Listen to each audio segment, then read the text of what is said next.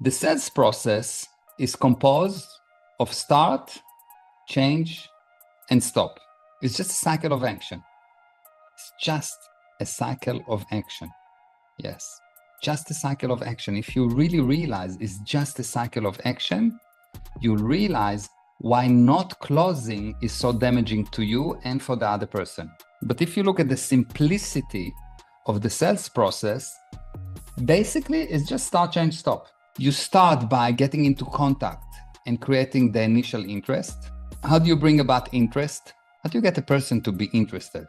Okay, you will see that there is a very specific three steps that you need to do. Otherwise, the person will never be interested.